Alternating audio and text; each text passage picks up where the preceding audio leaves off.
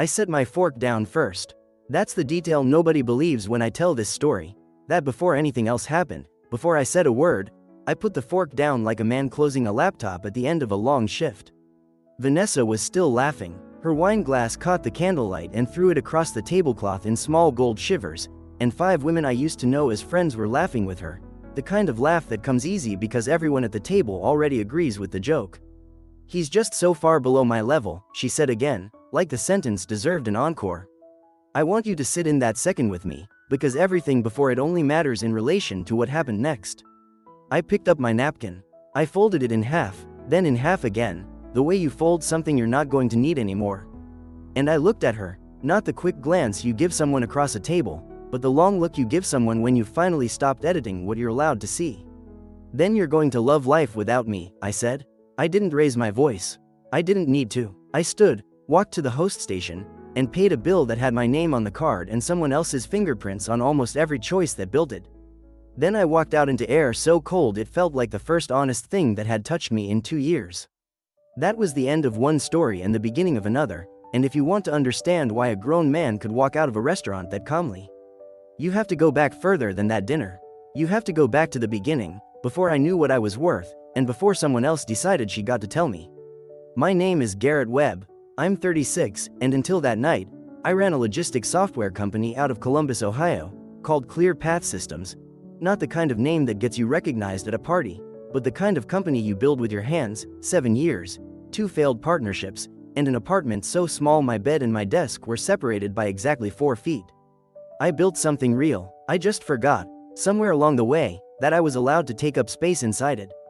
If this story does anything for you tonight, do me a favor and subscribe before I go further, because the version of this story I'm about to tell you isn't the version I would have told you a year ago, and I think you'll want to be here for what comes after. And while you're at it, tell me in the comments, has someone ever shown you exactly who they were in one sentence, and you had to decide right there whether to believe them? I met Vanessa Drake 2 years before that dinner, at a product launch downtown.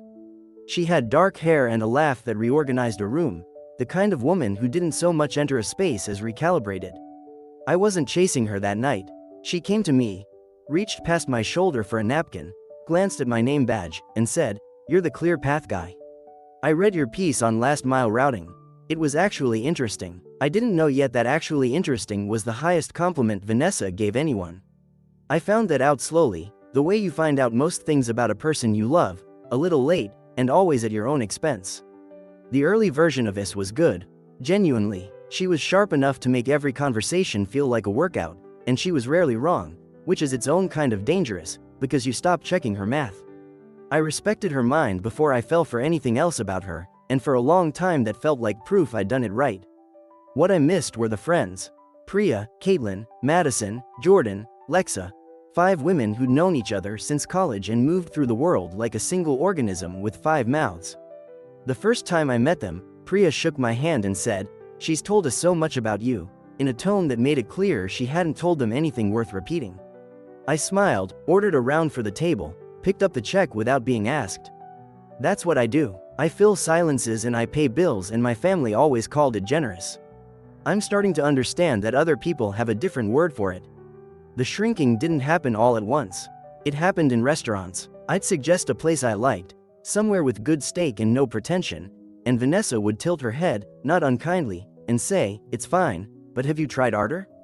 I'd book us a long weekend somewhere I'd actually researched, and Caitlin would mention, unprompted, that Madison had just come back from Positano and it was life-changing. Small sentences, small corrections, the kind of thing you'd feel ridiculous complaining about, because none of it, on its own, was an insult. But water doesn't need to insult a canyon. It just needs time. By the second year I'd started editing myself before I even opened my mouth. I'd begin a sentence about work and then feel Priya's head tilt, just slightly, just enough. Like I was describing a hobby instead of a company with 11 employees and a payroll I made every 2 weeks without fail. I stopped bringing up Clear Path at group dinners. I started dressing differently before I walked into rooms with Vanessa's friends in them, not because anyone told me to, but because I could feel the inventory they took of me the second I came through the door. Nobody did anything you could point to. That's what made it worse. There was no scene to replay, no line to quote back at anyone. Just 2 years of a man getting smaller in rooms that used to fit him fine. My brother Kyle noticed before I did. He drives up from Cincinnati for work about once a month, and we always get steaks. 4 months before that dinner at Solon, he set his fork down, funny, now, how that gesture keeps showing up in this story, and looked at me for a second too long. You seem smaller, he said. What does that even mean? I don't know how else to put it. You used to walk into a room and just take it. Not loud, just, yours. Now you check first, like you're waiting for someone to tell you it's fine to sit down. I told him he was being dramatic. He told me he was being accurate, and we argued about it for 10 minutes over steak we'd both stopped tasting, and then we changed the subject because that's what men do with the truth when it arrives early. We set it aside like it can wait. It couldn't. It was already sitting across the table from me at Solon 4 months later, in a woman's laugh, in 5 sets of shoulders shaking with a joke that had apparently been funny for longer than I knew. Vanessa had been planning Caitlin's 32nd birthday for 3 weeks, which is how I knew it mattered to her. She didn't plan casual things with that kind of intensity. Reservations, seating charts, a bottle of Burgundy pre-selected before we'd even walked in the door. Vanessa treated important nights the way generals treat campaigns. The restaurant was called Solon. Low ceilings, candlelight so dim you had to tilt the menu toward the flame to read it. Bread that came wrapped in linen and cost $12 because someone had decided scarcity was a flavor. I'd been there once before, for a client dinner, and the food had earned every bit of its reputation. I wasn't dreading the night. I want to be honest about that. I walked in thinking it would be fine. 7 of us at the table. Vanessa, her 5 friends, and me. The only man in a group that had perfected the art of making a man feel like a guest in his own relationship. I was used to it by then. I'd learned to make myself useful instead of central, keep the wine moving, keep the check quiet. Keep a story loaded for whenever the conversation needed rescuing. I told the one about the logistics disaster in Atlanta, the truck that got rerouted through 3 states because of a software glitch and ended up 400 miles from a wedding cake that was supposed to arrive by 10 a.m. It landed. Real laughter, not the polite kind. For a few minutes I let myself believe the night was going to be an easy one. Then Jordan mentioned a guy. Someone she'd met at a conference, dated for a few weeks. Let go without much ceremony. She was explaining why, turning her wine glass slowly by the stem the way she did when she was choosing her words. He was nice, she said. Genuinely nice, but you know how some guys are just too nice to be interesting? Oh, completely, Caitlin said, already laughing before the sentence had a punchline. And Vanessa leaned in. I want you to picture this the way I remember it, because I've replayed it enough times to know exactly how it happened. She set her glass down, angled her whole body toward the table like she was about to hand them a gift, and her voice dropped into that warm, confiding register she used when she wanted people to lean closer. I know exactly what you mean, she said. Garrett's like that, honestly. She didn't look at me. That's the detail that still gets me. She talked about me in the third person while I sat 18 inches to her left, like I was a case study instead of a person with a fork still in his hand. He's so sweet, she went on. He really is, but sometimes I look at him and I think. She paused. I've thought a lot about that pause since. It wasn't hesitation. It was performance, the small, deliberate silence of someone who already knows the room is hers and wants to make them wait for it. He's just so far below my level. For a second, nothing. Then Priya laughed first, a short, surprised bark, like the sentence had confirmed something she'd suspected for a long time. Madison followed, then Caitlin, then Lexa, then Jordan, glasses lifting, heads tipping back, the whole table folding into it like a wave that had been building the entire meal and finally broke. 5 women laughing at a sentence about me, 2 feet from where I was sitting, over a bottle of wine I'd paid for more often than not in the last 2 years, in a relationship I'd spent that same amount of time quietly editing myself down to fit inside. Here's what I didn't feel. I didn't feel my face go hot. I didn't feel the urge to defend myself, to make a joke, to laugh along the way I'd laughed along at 100 smaller versions of this same sentence for 2 years running. I felt something colder than that, and much more final. It was the sound of a door you didn't even know was still open, closing quietly on its own. I set my fork down on the edge of the plate. No clatter, no statement in it. Just done with the meal, and, as it turned out, done with the woman across from me. I picked up my napkin and folded it in half, then in half again, smoothing the crease with my thumb like it was the only thing in the room I still had control over. Then I looked at Vanessa. Not a glance, a long, unhurried look, the kind you give someone when you finally stop worrying about what your face is doing. The table noticed before she did. Priya's laugh cut off first. Then Madison's hand went still around her glass. The clinking stopped. Even the restaurant seemed to lower its volume, or maybe that was just me. Maybe everything outside that one straight line between my eyes and Vanessa's just quietly fell away. She caught it a second too late. Her mouth was still curved from the joke when she finally looked at me, and the smile didn't know yet that it was already over. "Garrett," she started, and there was the faintest crack of alarm underneath it. I smiled back at her. Not the smile that means you're in on it. The smile that means the joke just ended. "Then you're going to love life without me," I said. I kept my voice level, almost gentle, the way you'd mentioned the weather turning. That was the part that seemed to unsettle her most, not that I'd said it, but that I hadn't raised my voice to say it. I stood up. Nobody moved to stop me, because nobody at that table had ever seen me do anything except stay. I walked to the host station without looking back, and I paid the bill in full, $340, the burgundy included, and left a 22% tip, because the server had done nothing wrong and didn't deserve to inherit anyone else's night. Then I walked out of Solen and into air so cold it felt like the first honest thing that had touched me in 2 years. And I didn't look back at the window to see if anyone was watching me go.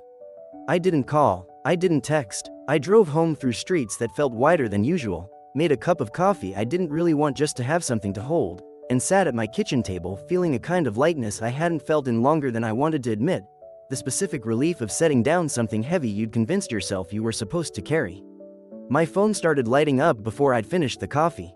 Vanessa called 11 times between 9 and midnight. I watched the screen go bright, watched her name appear, watched it go dark again, 11 times, and I didn't pick it up once. The texts came in waves behind the calls, formal at first, the kind of message you write when you still think this can be smoothed over with the right wording. "Garrett, can we talk?" That came out wrong. "You know I don't mean it like that." By the fourth message she stopped explaining and started insisting. By the seventh she was angry, the kind of angry that blames you for her own sentence. By the 11th, she'd said things that, if she'd said them at that table instead of what she actually said, might have kept us together a while longer. I turned the phone face down and went to bed at 10:30. It was the best sleep I'd had in months. She didn't stop there. That's the part people don't expect, because in most versions of this story the woman disappears once the man walks out. Vanessa wasn't built that way. She'd never lost anything in her life that she didn't go get back, and for 2 days she treated me like a contract that had lapsed by clerical error rather than a decision. She showed up at Clear Path on a Tuesday. Dominic buzzed my office to tell me she was in the lobby, and there was something careful in his voice, like he wasn't sure whether he was supposed to let her up. I told him to send her back, because I wasn't going to be a man who hid in his own building. She'd dressed for it, tailored coat, the kind of composed, camera-ready calm she wore into client meetings, except her eyes gave away that she'd rehearsed this in the car. She sat across my desk, in the chair clients sat in when they wanted something from me, and for a second the symmetry of that wasn't lost on either of us. "You haven't answered anything," she said. I answered the only thing that needed answering. "At the restaurant." "That's not fair. You didn't even let me explain. You didn't misspeak. Vanessa, you said exactly what you meant, in front of exactly the people you wanted to hear it, and you'd apparently said versions of it before, to the same audience, without me in the room to correct the record." I kept my voice even. Not cold, just settled, the way you sound when you've already made peace with a decision and someone else is still fighting the part that's already finished. "I'm not angry enough to fight about this. I'm just not interested in continuing it." She sent Caitlin next, 2 days later, with a message that tried to reframe the whole dinner as a joke that got out of hand, and when that didn't land, she had Madison call me directly, warm and diplomatic, gently suggesting that maybe I was overreacting to one comment after 2 good years. I told Madison I appreciated her calling, and that the 2 years were exactly why one comment mattered, because it hadn't been the first version of that sentence, just the first time I'd been in the room to hear it. What none of them knew yet, what I didn't know yet either, was that Vanessa's campaign to win me back wasn't only about me. Priya had mentioned something in passing that I hadn't fully understood at the time. A man Vanessa had been talking to for a few months, someone from a conference, someone she'd apparently described to her friends as just a distraction. Whatever that relationship actually was, it was coming apart at the same moment mine had, and I think some part of Vanessa needed me to come back not because she'd realized what she'd lost, but because losing both at once was more than her sense of herself could absorb. The last call came a week after the dinner, at 11 at night. I almost let it go to voicemail. I don't fully know why I didn't. "Why aren't you angrier?" she said. "No hello, straight into it." her voice thinner than I'd ever heard it. Because anger would mean I was still trying to change something, I said. I hurt you. Don't pretend I didn't. You did, I said. And I let you, for longer than I should have. That part's mine. There was a long pause on her end, long enough that I could hear a television playing somewhere behind her. The guy the first was seeing, it's over. It was never really anything. I believe you, I said, and I did. But that's not actually what this is about. Then what is it about? It's about the fact that you said that sentence in front of 5 people who didn't blink, Vanessa. Which means it wasn't the first time they'd heard it. That's not one bad night. That's 2 years of a version of me existing in rooms I wasn't in. She didn't argue with that. For the first time since the restaurant, she didn't have a rebuttal ready, and the silence on the line said more than anything she'd texted me in a week. I thought you needed someone like me, she said finally, quiet now, none of the composure left in it. I needed someone who saw me, I said, not someone who positioned me. Neither of us said anything for a few seconds. Then she said okay, in a voice that had finally run out of angles to try, and we hung up. Not bitterly, just finished, the way a door closes when there's nothing left to hold it open. Priya asked to meet 2 days after that phone call ended things with Vanessa for good. Not a text this time, a real request, sent from her own number, no explanation attached except a time and a place.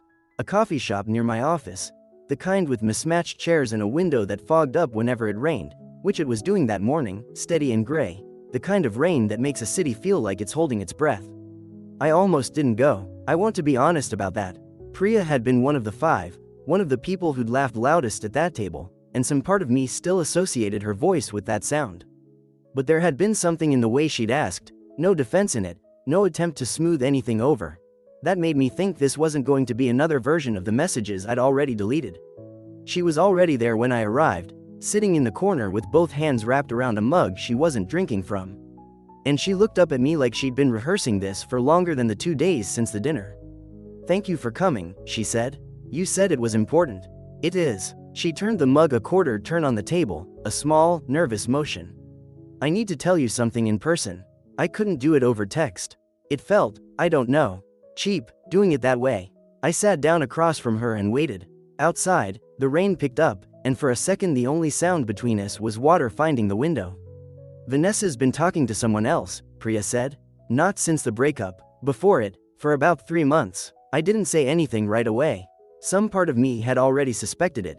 You don't spend 2 years slowly disappearing inside a relationship without feeling the shape of things shifting around you, even when you can't name what's shifting.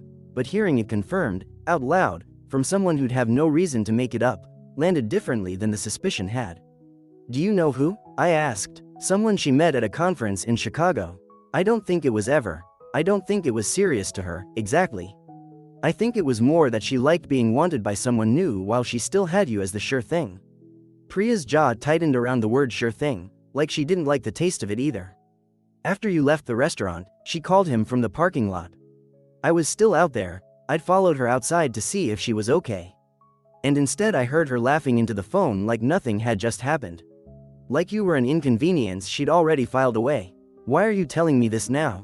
I asked. You laughed too. At the table, Priya flinched, and I watched her decide not to defend herself against that, which told me more about why she was sitting across from me than anything she'd said so far.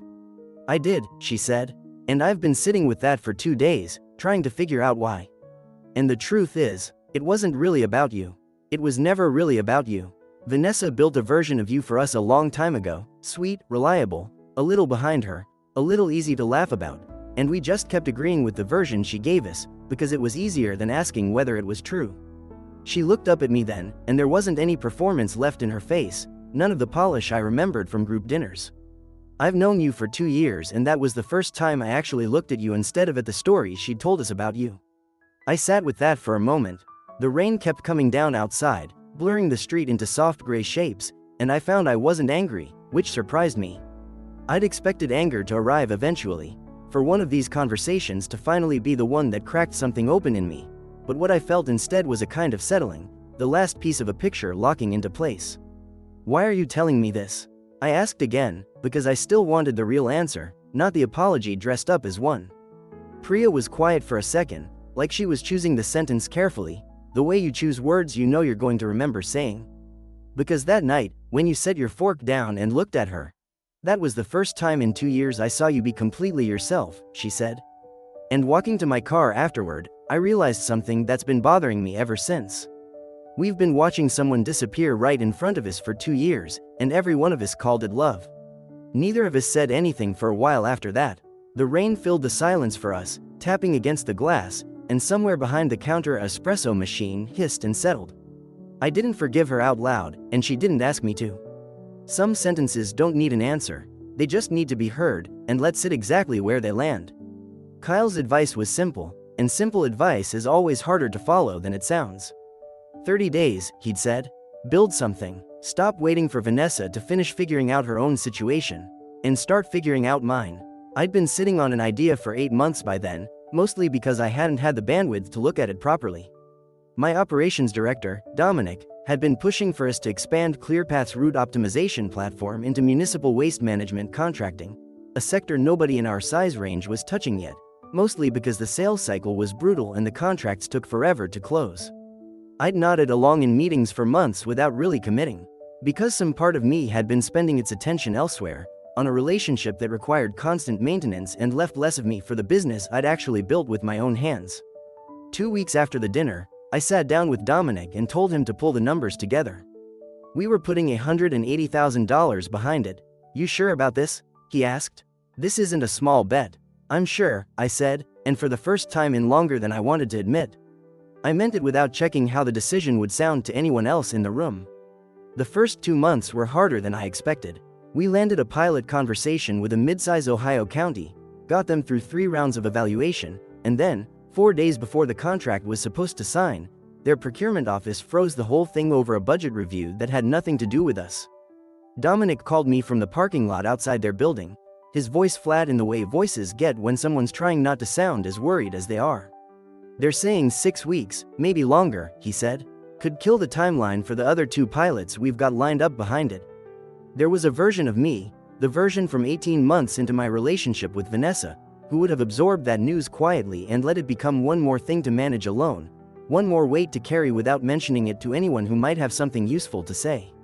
Instead, I called Al Brunner, the mentor who'd helped me structure the company back in year 2. Someone I'd let drift out of my life the way you let a lot of things drift when you're spending all your energy managing somebody else's opinion of you. Al listened to the whole situation, then asked one question I hadn't thought to ask myself. Who's actually blocking this, the procurement office, or someone inside it who doesn't want to be the one who signed off on a new vendor if it goes wrong? That single question rerouted everything. I asked Dominic to find out who on the county's side had the most to lose personally if the pilot underperformed. And it turned out to be a mid-level administrator named Frank who'd been burned 2 years earlier backing a software vendor that collapsed mid-contract. He wasn't blocking us out of budget concerns. He was blocking us because he didn't want to be blamed twice. I drove out to meet him myself instead of sending Dominic.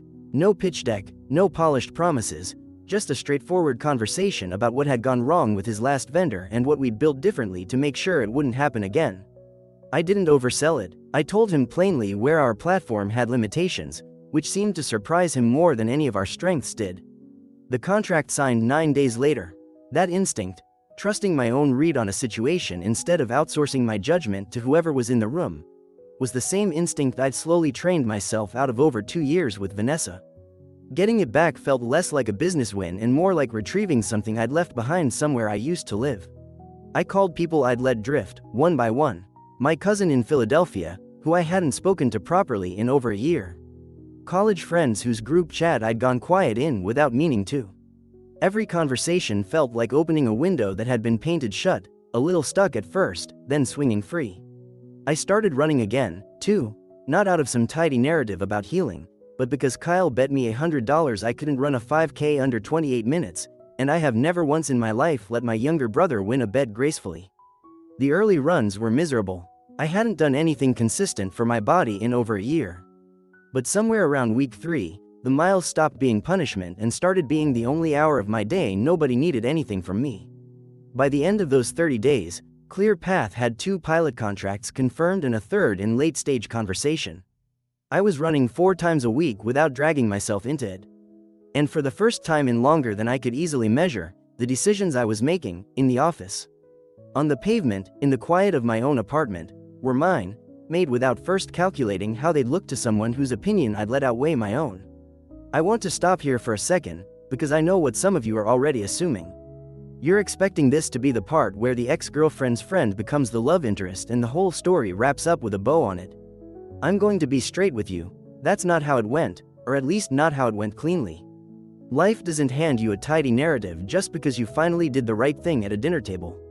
Kyle was the one who pushed me to call Jordan in the first place, and my first instinct was to tell him no. I don't want to play games, I said. I'm not calling someone up to make a point. I'm not telling you to play a game, Kyle said. I'm telling you to make one honest phone call and see what happens. You've spent 2 years being careful about what you say to that entire friend group. Just be honest with one of them and see if it kills you. It didn't kill me. It took me a day of sitting with it before I actually dialed, and when Jordan picked up, there was a wariness in her voice that told me she hadn't expected the call any more than I'd expected to make it. We talked for 40 minutes that first time. She was direct in a way none of Vanessa's other friends had ever been with me. No softening, no performance. She told me she'd been turning the dinner over in her head since it happened. And that she felt implicated in it, because her offhand comment about a man being too nice to be interesting was the exact thread Vanessa had pulled to get to that sentence. She wasn't apologizing for Vanessa. She was apologizing for her own part in handing her the opening. Did you agree with her? I asked. About the level thing? There was a pause long enough that I almost filled it myself. Honestly, Jordan said, I think Vanessa's one of the most capable people I know, and I think she has genuinely bad judgment about what to value in a man. You're not below her level, Garrett. You're just not the kind of person she had in her head as a goal. It was a generous way of saying something I'd already started to suspect. Vanessa hadn't wanted a partner. She'd wanted an accessory that matched her ambition, something warm and steady that never challenged the version of herself she'd built for public consumption. What happened after that call wasn't fast, and I want to be careful about how I describe it, because Jordan doesn't deserve to be flattened into a plot device in someone else's redemption story. She was not the rebound. She was not the contrast designed to make Vanessa look bad by comparison. She was a person I got to know slowly, in the unglamorous, unhurried way you get to know someone when you've stopped performing for an audience. We got coffee twice over the next few weeks. Nothing more than that. Two people having honest conversations while the friend group that used to define both our social lives quietly rearranged itself in the background. She worked in healthcare administration, ran half marathons on weekends, and had a bluntness that felt like fresh air after 2 years of curated perfection.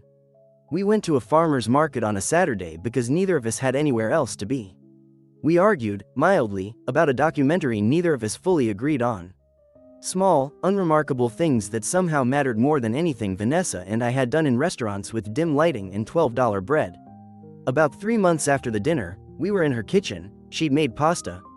And I was sitting at her counter with a glass of wine I wasn't drinking fast enough for her taste, when she set down her fork and got quiet in a way I hadn't seen from her before. Can I ask you something, and I need you to actually think about it before you answer? She said.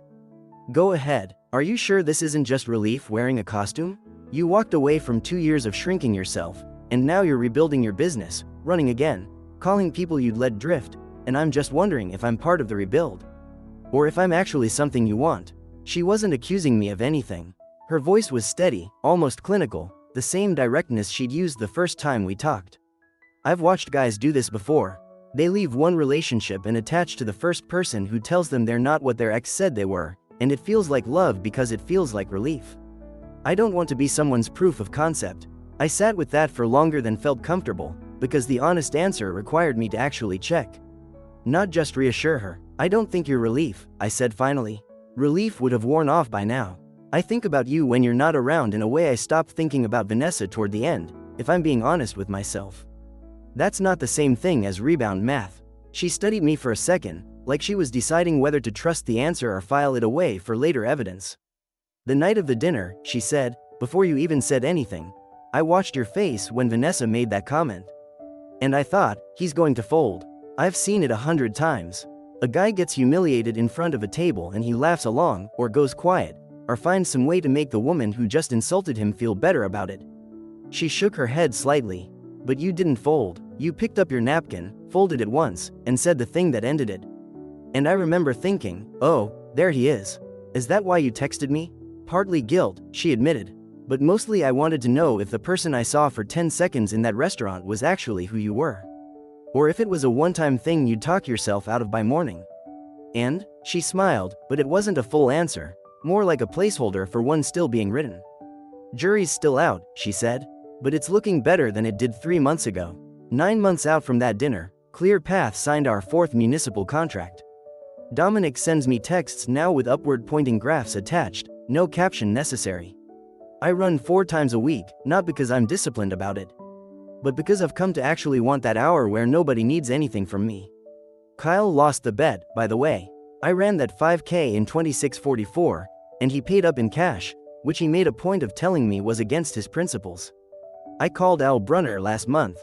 We had a 3-hour lunch that turned into him agreeing to come on as a part-time strategic advisor, and somewhere around the second cup of coffee I realized I'd spent 2 years slowly cutting off the people who actually knew how to see me clearly, in favor of one person who never quite did. Vanessa is doing well, as far as I understand, through the thin thread of mutual connections that still exists. Dating someone new, posting the kind of content that suggests contentment, whether or not that's the whole story underneath it. I don't wish her anything bad. I also don't think about her nearly as often as I expected to, and I've made peace with what that means. It's not that what we had wasn't real, it's that the version of me inside that relationship wasn't fully real either. And it's hard to grieve a person you were only pretending to be. Priya messaged me about 4 months ago. She started therapy, partly because of that dinner. She told me sitting at that table made her take a hard look at a few of her own relationships, the ones where she'd been quietly measuring people the same way Vanessa measured me. I told her I was glad something useful had come out of a night that could have just stayed ugly. She said she was doing okay. I believed her. Jordan's sitting in my apartment right now, actually, reading something on her laptop, wearing one of my sweaters she borrowed back in November and still hasn't returned, and at this point I don't think either of us is pretending that's an accident. I made coffee a few minutes ago. She corrected my ratio without looking up, because apparently I still don't use enough grounds, and she's irritatingly, consistently right about that. This is what it actually looks like, in case you're picturing something bigger. Not a dinner at Solen with candlelight so dim you can't read the menu. Not someone deciding out loud, in front of an audience, whether you've earned your place at their table. Just a person across the kitchen counter who sees you clearly and has absolutely no interest in ranking you against anyone. Here's what 9 months taught me. For 2 years, I let myself believe that shrinking was the cost of admission to something worth having. That the gap between the man I actually was and the smaller version I let Vanessa's world see was a fair trade for what the relationship gave back. It wasn't. It was never fair. I was paying a toll that should never have been charged in the first place. The night it ended, I didn't plan an exit. I didn't calculate anything. I heard a sentence out loud that had apparently been said behind my back for longer than I wanted to know, and my body refused before my mind had caught up to why. Sometimes the truest thing you do is the thing you do before you've had time to argue yourself out of it. My father used to tell me, don't show people who you are with your explanations, show them with your exits. He meant it about negotiating contracts. Turns out it works just as well across a dinner table. I walked out of that restaurant with nothing but my jacket and a paid bill, and somewhere on that walk to my car, in air cold enough to feel honest, I picked back up a version of myself I'd been quietly mailing away in pieces to someone who never knew what to do with him. I'd recommend the walking out, not the 2 years of shrinking first. Skip that part if you can. Believe the people who tell you that you seem smaller than you used to be. They're not being dramatic. They're the only ones in the room still measuring you against who you actually are, instead of who's convenient for someone else's story. Because here's the thing nobody tells you going in: if you ever find yourself explaining your worth to someone at that table, you've already lost the argument. The ones who see it don't need you to explain it at all.